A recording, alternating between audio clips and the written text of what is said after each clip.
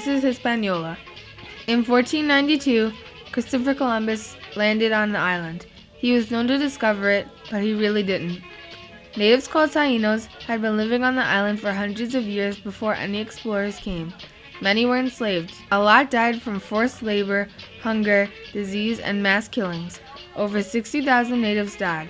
For the next few centuries, Spain and France fought for control over the island. The island was known to be a haven for pirates. Eventually, the island was split into two. The French side later became Haiti, and the other half was ruled by Spain, which later became the Dominican Republic.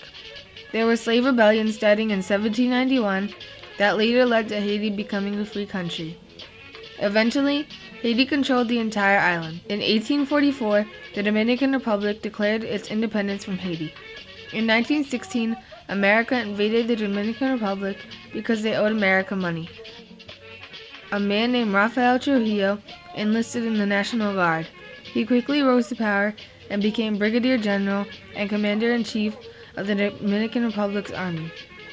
In 1930, Trujillo and his followers overthrew the government. On May 16, 1930, Trujillo was chosen to be president without opposition.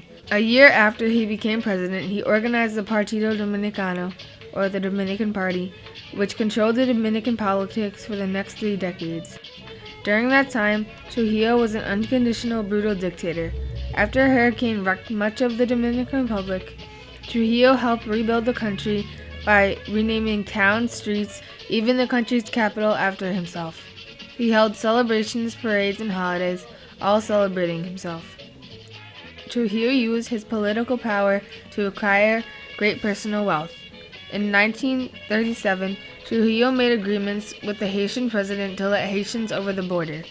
But Trujillo changed his mind and wanted complete control over the border. In October 1937, Trujillo ordered the expulsion of thousands of Haitians living on the border of the Dominican Republic and Haiti. It was decided that if a person could not pronounce the letter R in perejil, the Spanish word for parsley, because R is difficult for Haitians to pronounce, they would be killed.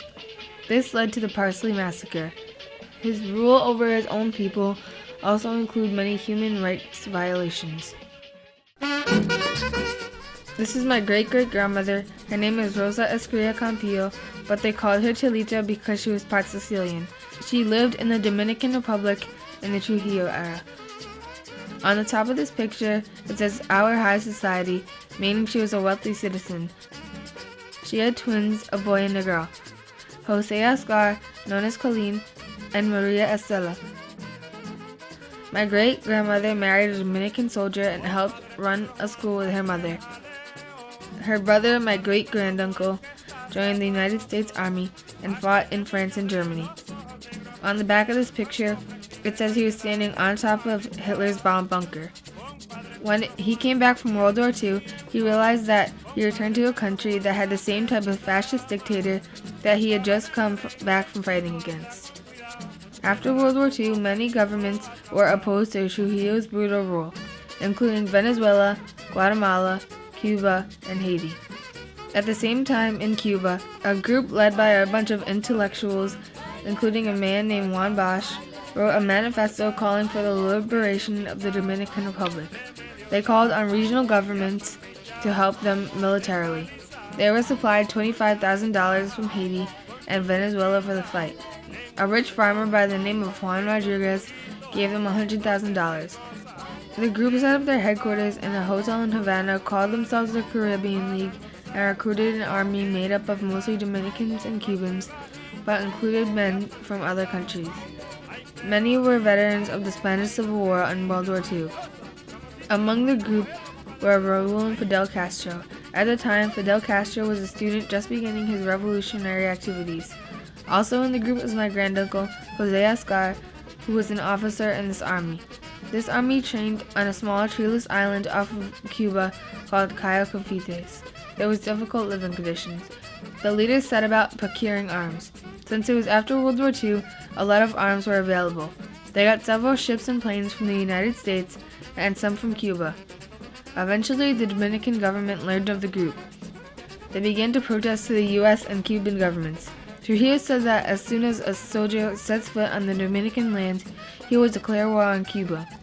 As their invasion day approached, the Dominican Republic continued to complain to the U.S. and Cuban governments. The United States recalled their 3 pilots and planes back to the United States. Other planes had been seized. Finally, the expedition set sail, although there was much confusion among the troops, especially concerning the amount of arms. As the ship set sail, they were stopped and were arrested by the Cuban government, except for Fidel Castro, who jumped off the ship with some friends. The soldiers were all imprisoned in Cuba, but were eventually freed when Juan Bosch went on a hunger strike. In the U.S. State Department document summarizing the Cayo Confites incident, U.S. Ambassador R. Henry Norweb, who was involved with the negotiations between the governments of the Dominican Republic, Cuba, and the United States, concludes in his document with, "For the threat of a revolution or invasion of the Dominican Republic is not dead. So long as Trujillo continues to be president, exiles will fan the flame of hope. It will not be so easy again. The impresarios are still on the stage.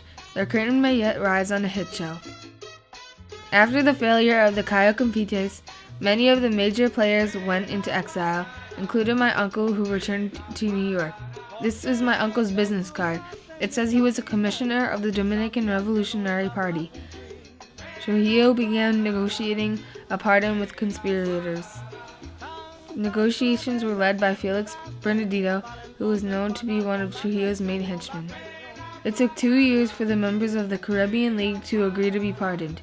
In my house, we have a bookcase filled with books and items from my uncle. Among them is this booklet about Trujillo pardoning the Caribbean League. The book is mostly propaganda for Trujillo, where he wants to show how wonderful he was. My uncle is pictured on the cover, along with Raul Castro and the rest of the people Trujillo pardoned. Pictured in the book is a group of people, including my uncle, receiving a gold pin signifying the pardon. In the book, it shows a group leaving New York, arriving in Santo Domingo, being taken out to nightclubs, swimming pools, visiting different cities, and it eventually shows them leaving to go back to New York. So what happened as a result of the Cayo Confites expedition? Trujillo was eventually assassinated about a decade later. It was a turning point for the people of the Dominican Republic, who were finally freed from Trujillo's oppressive rule. Fidel Castro went on to overthrow the Cuban government and ruled Cuba with an iron fist for the next 50 years before turning the government over to his brother Raul, another member of the Cayo Confites group. Fidel later said of his experience at the Cayo Confites that he learned what not to do. He realized you could not overthrow a government with the kind of army organized for the Cayo Confites attempt. You could not attack a strong army head-on. He realized he would need to use guerrilla tactics. Castro's successful overthrow of the Cuban government was one of the earliest battles of the Cold War. As for my uncle, little is known in my family about his activities. He was married and had 3 children whom he would abandon.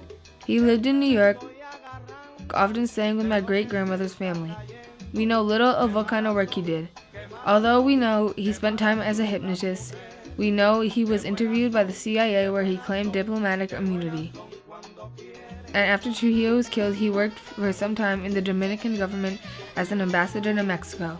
Eventually, he moved to Spain, where he spent some time working for the Spanish government, eventually retiring in the south of Spain.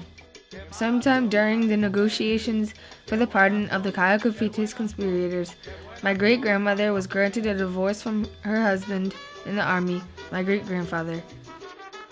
This picture is of my great-great-grandmother, my great-grandmother, and my grandmother after they had all arrived in New York.